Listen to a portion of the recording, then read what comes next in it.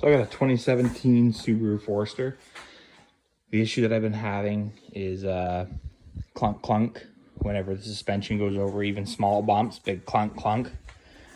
What I found, I changed the sway bar lengths, it wasn't that. I looked into shocks, it wasn't that. Control arm bushings. What?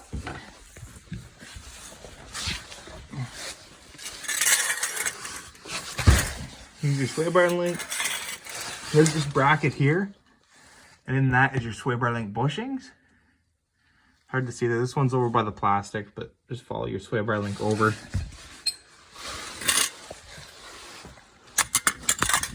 The passenger side's a lot easier, but when you take it off, there's this bracket.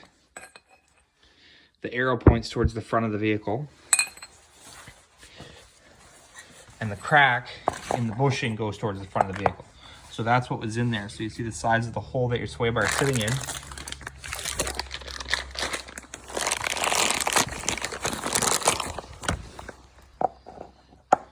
And you look at what size it's supposed to be in a new one. So that's where your clunking's coming from, is that.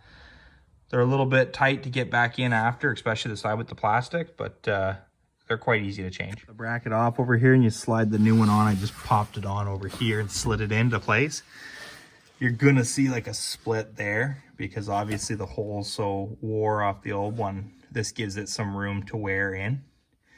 Now all you're gonna do is take your bracket, arrow towards the front of the vehicle, slide it up over that bushing, back onto, there's a nut, or nut that goes in the back, and a bolt that lines up in the front.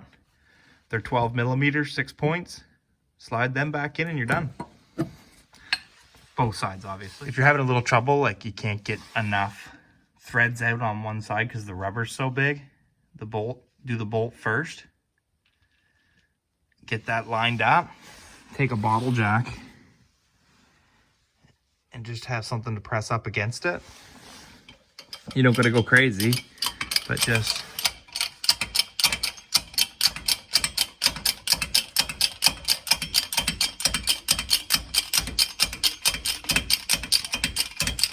there. Just enough that you got some threads exposed to grab onto, and then you should be good. So there it is, a new one installed. And that should take your clunk away. Thanks for watching.